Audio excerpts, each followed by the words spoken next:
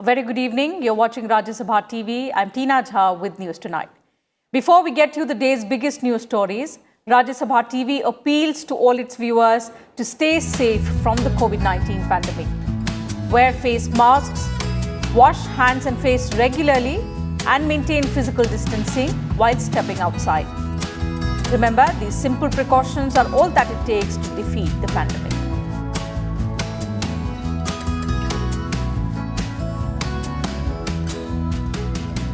And now, let's get to the headlines.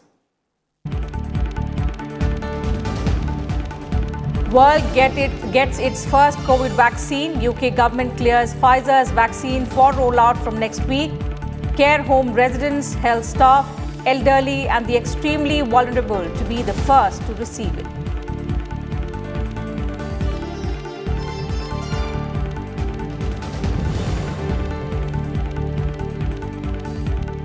Government committed to safeguarding interests of farmers. Home Minister Amit Shah reviews situation with Agriculture Minister Narendra Singh Tomar and Commerce Minister Piyush Goyal ahead of crucial talks tomorrow.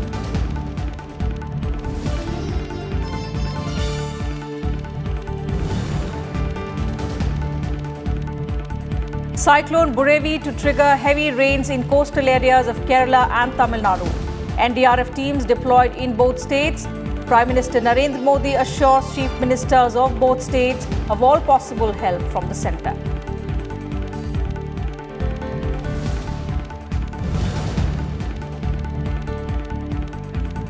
India leading from front in the global fight against coronavirus, asserts Vice President M. Venkaiah Naidu. Praises Vande Bharat mission for bringing back thousands of Indians stranded during the pandemic.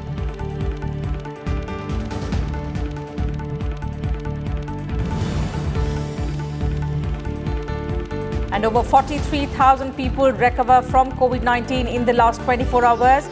Recovery rate goes above 94%. Active cases of COVID-19 fall below 4.5% of the active case load.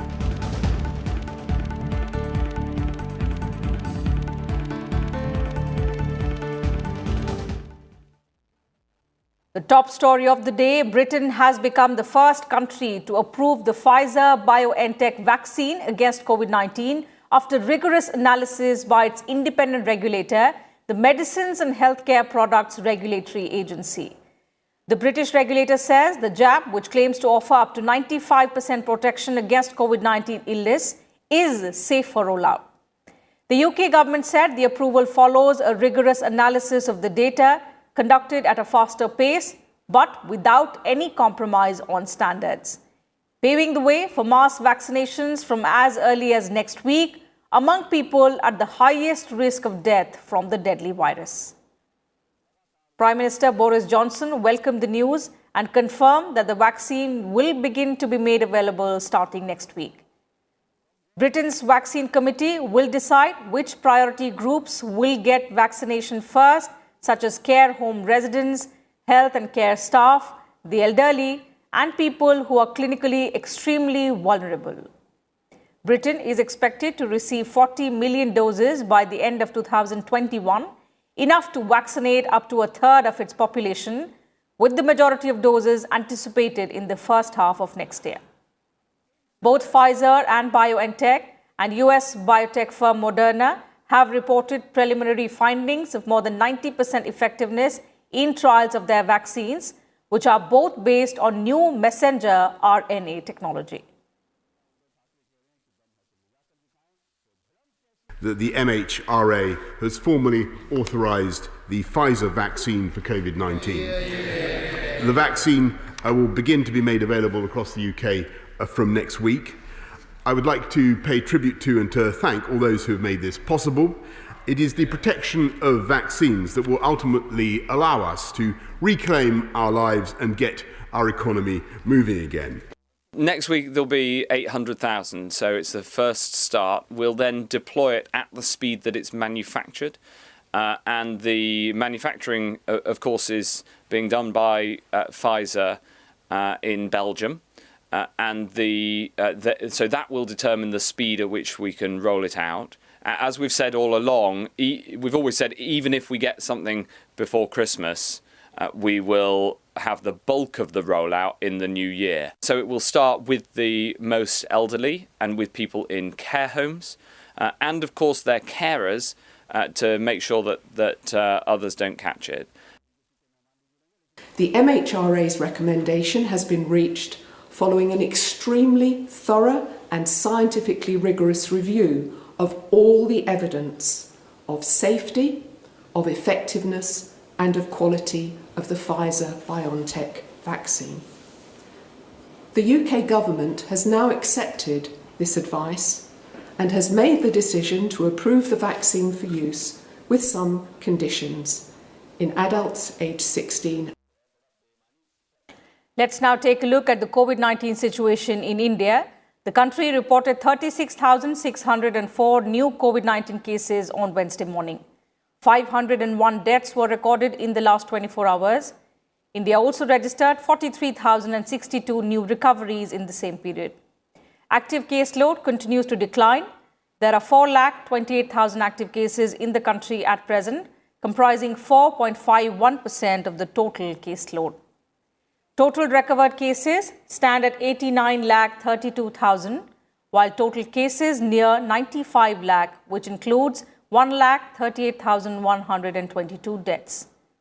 Total tests have crossed 14.24 crore. 10,96,000 tests were conducted in the last 24 hours. Kerala reported the highest daily new cases at 5,375. It is followed by Maharashtra with 4,930 new cases, while National Capital Delhi reported over 4,000 new cases. Maharashtra also saw the maximum casualties with 95 deaths. Delhi and West Bengal follow with 86 and 52 daily deaths.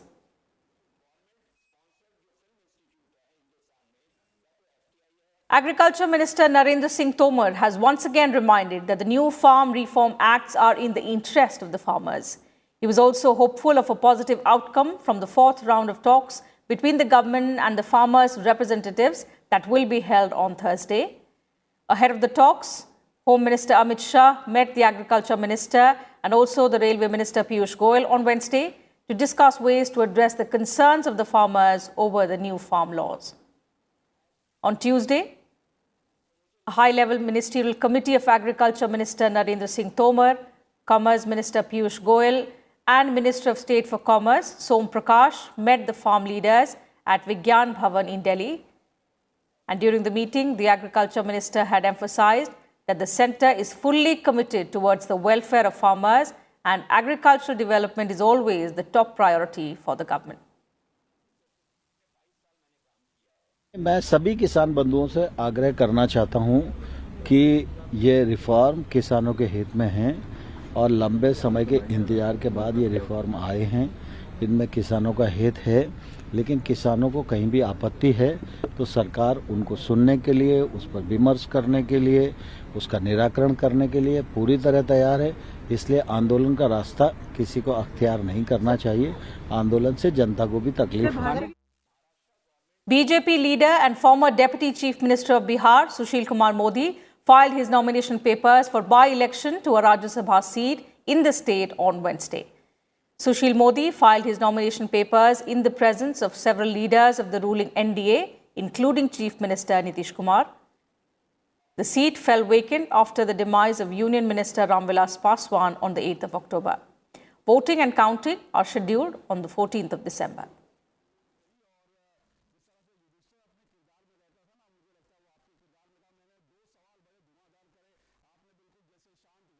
Campaigning for the third phase of District Development Council elections in Jammu and Kashmir concluded on Wednesday. Voting for this phase will be held on the 4th of December. The 8-phase DDC polls started on 28th of November and will conclude on the 19th of December. Counting of votes will take place on the 22nd of December.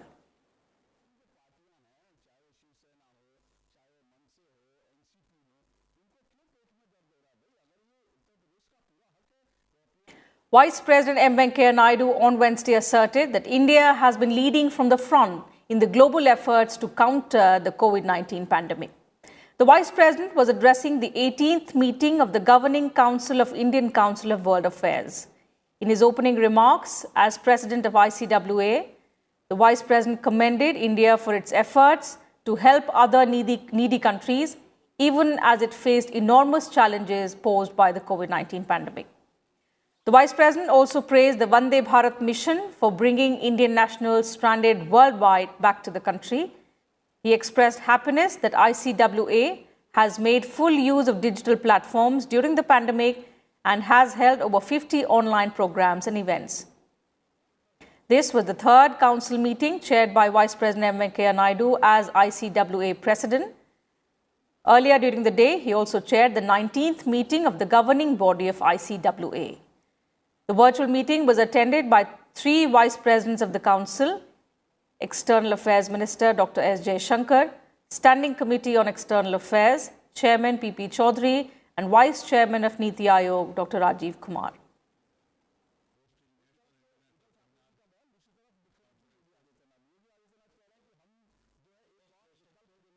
The Centre on Wednesday set up a task force under the Union Higher Education Secretary Amit Khare to prepare a roadmap for imparting technical education in regional languages. The decision was taken by Education Minister Ramesh Pokhriyal Nishank at a high-level meeting. The development comes days after the government said it has started shortlisting some IITs and NITs where the engineering courses will be offered in their mother tongues beginning next year. Offering technical education in mother tongues is part of the National Education Policy 2020 adopted by the government recently. In a statement, the Education Ministry said the task force will take into consideration the suggestions made by various stakeholders and will submit a report in a month. The minister added that the meeting was a step in the right direction towards achieving Prime Minister Narendra Modi's vision that students may pursue professional courses such as medicine, engineering, and law, among others, in their mother tongues.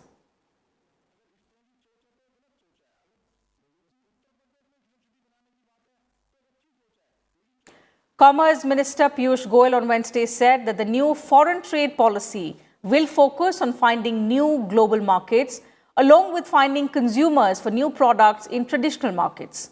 Addressing the Board of Trade meeting, the minister said, going forward, there is every possibility that India will achieve export target of $1 trillion by the year 2025. He said that the country is rebounding in a very rapid recovery phase, and the government is working to provide better and more enabling environment for businesses to prosper in the country.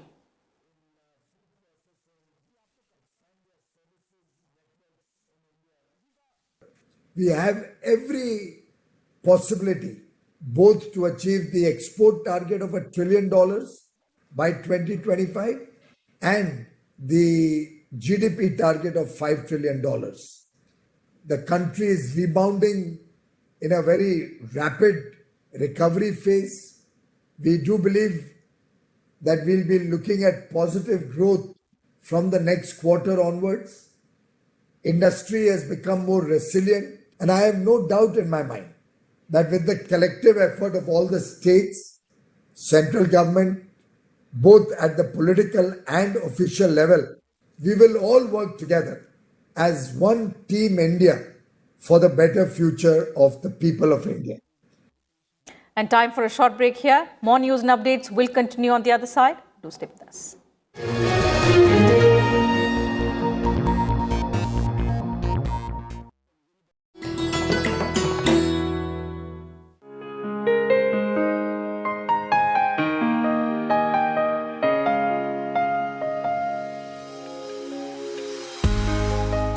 The prolific British poet and story writer Joseph Rudyard Kipling, one of the first masters of short stories in English. In 1894 appeared his Jungle Book, which became a children's classic all over the world. Kim, the story of Kimball O'Hara and his adventures in the Himalayas, is perhaps his most felicitous work published. Set in and concerned with India he had come to know and love so well. In 1907, Kipling became the first English language writer to receive the Nobel Prize for Literature.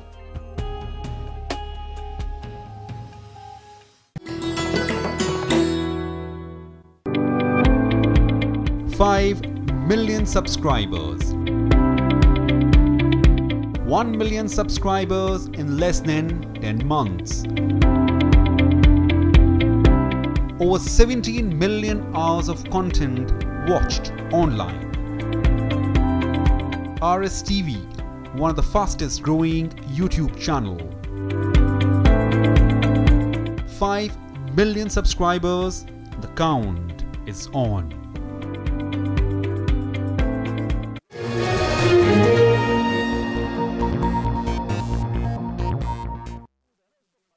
Welcome back. You're watching News Tonight. Uttar Pradesh Chief Minister Yogi Adityanath on Wednesday rang the bell at the Bombay Stock Exchange in Mumbai at the listing of bonds of Lucknow Municipal Corporation. Yogi Adityanath said the civic body was progressing towards achieving the goal of Atmanirbhar Bharat amid the pandemic. He added that the corporation is committed to improving the lives of its residents. The Lucknow Municipal Corporation is the first civic body in North India to issue bonds, even as the process of issuing municipal bonds by civic bodies started in the country in the year 1997.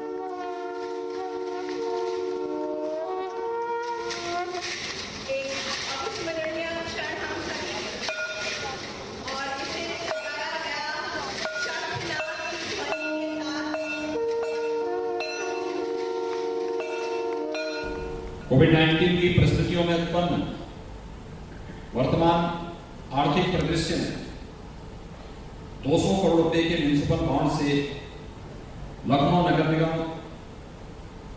आत्मनिर्भरता की ओर आगे बढ़ने की दिशा में अग्रसर होगा। Municipal bond में नगर निगम में प्रशासनिक और वित्तीय सुधार सुगम होगा और नागरिकों को बेहतर सुविधाएं प्रदान करने में भी मदद मिलेगी।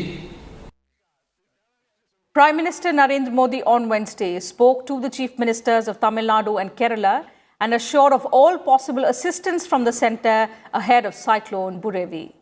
In a telephonic conversation, Kerala Chief Minister Pinarayi Vijayan informed the Prime Minister about all necessary arrangements made by the state in the wake of the cyclone. Prime Minister Modi also discussed the cyclone situation with the Chief Minister of Tamil Nadu. He prayed for the safety and well-being of those living in the affected areas.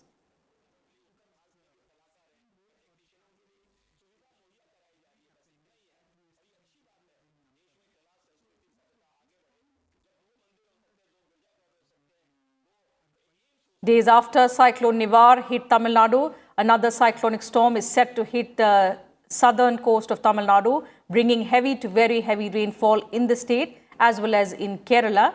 According to the Met Department, Cyclone Burevi will cross Tamil Nadu coast between the 3rd of December as well as the 4th, but will unlikely to be as intense as Cyclone Nivar.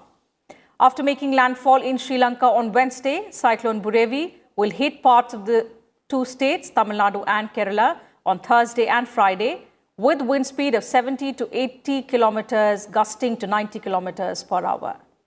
NDRF has deployed 26 relief teams in Tamil Nadu and Kerala. One team is on standby at Puducherry. A red alert for extremely heavy rainfall has been issued for Kanyakumari, Tirunelveli, Thoothukudi and Tenkasi districts in Tamil Nadu and for 4 districts of Kerala, Thiruvananthapuram, Kollam, Pathanamthitta and Alappuzha, while an orange alert has been issued for Kottayam, Ernakulam and Idukki districts.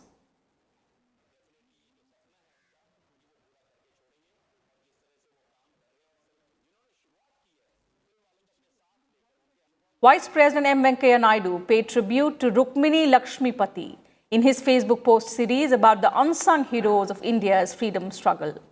Rukmini Lakshmipati was an Indian independence activist and politician belonging to the Indian National Congress. She was the first woman to be elected to the Madras legislature and the first woman to serve as a minister in the Madras presidency. She is said to have donated all her jewelry to Harijan Welfare Fund. She not only inspired young women to spin khadi, but also promoted its use among them. She persuaded women to join the freedom struggle. She worked tirelessly for women's empowerment through their education and was associated with organizations like Bharat's Trimandal and Women's India Association. She also advocated for social reforms and opposed child marriage. She was also at the forefront in the protests against the Simon Commission. Vice President Naidu stressed on the need to remember these heroes and Viranganas, saying that our books should pay homage to the sacrifices that they made.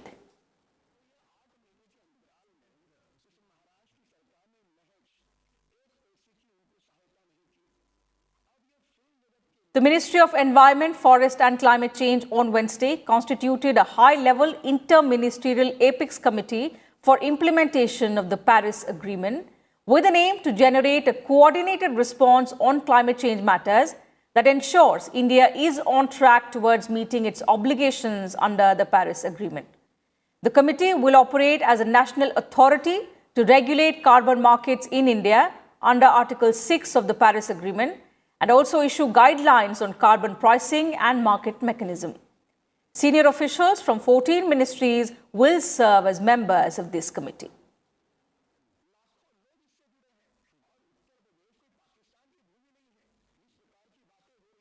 December 2nd is observed as National Pollution Control Day every year. The day is observed in the memory of those who lost their lives in the Bhopal gas tragedy on the night of 2nd December and also the 3rd of December 1984. The main objectives of National Pollution Control Day are to spread awareness on managing and controlling industrial disasters and to prevent pollution produced by industrial processes or human negligence. For the past several years, Delhi has gained spotlight for being among the most polluted cities in India, specifically in terms of air pollution. Stubble burning, industrial emissions, festive season, and increased traffic, among other factors, have led to a sharp rise in air pollution levels. This year, the coronavirus pandemic has made the situation worse. On Wednesday, the air quality in Delhi was moving towards the severe category.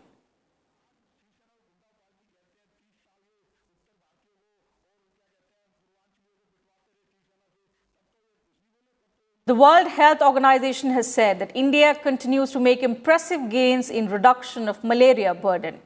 According to World Malaria Report 2020 released by the WHO, India is the only high endemic country which has reported a decline of 17.6% in the year 2019 as compared to 2018. The annual parasitic incidence reduced by 27.6% in 2018 compared to 2017 and by 18.4% in 2019 as compared to the previous year. India has also contributed to the largest drop in cases region-wise from approximately 20 million to about 6 million. India achieved a reduction of 83.34% in malaria morbidity and 92% in malaria mortality between the year 2000 to 2019.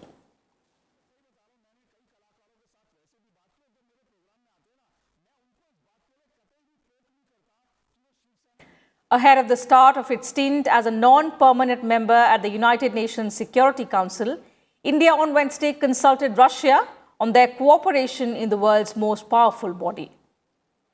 External Affairs Ministry spokesperson Anurag Srivastava said an Indian delegation travelled to Moscow for face-to-face consultation with Russian officials on Wednesday. Vikas Swarup, Secretary West, with the Ministry of External Affairs, led the Indian delegation. India will take up the non-permanent UNSC seat for 2021-22. Both countries agreed to deepen cooperation on counter-terrorism at multilateral platforms. The Indian delegation briefed Russia on its priorities during its upcoming UNSC tenure. Russia also assured it will work closely with India, with whom it shares a special and strategic privileged partnership.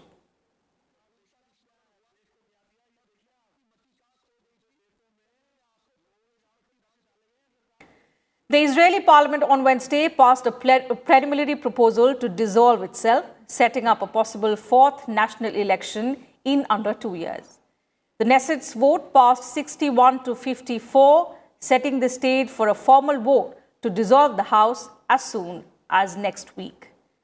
The bill passed with support from the Blue and White Party, which is the governing partner in the coalition headed by Prime Minister Benjamin Netanyahu. They voted in favor of dissolving the government, accusing the Prime Minister of putting his own legal interests over those of the country. The bill to dissolve Parliament must now be approved in a Knesset committee and pass 2 more votes before Israel heads once more to elections.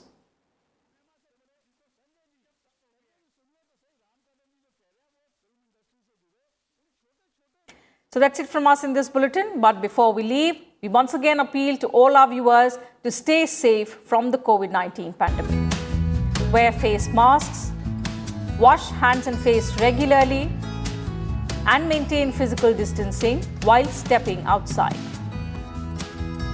Remember, these simple precautions are all that it takes to defeat the pandemic. Good night, and thank you very much for your time.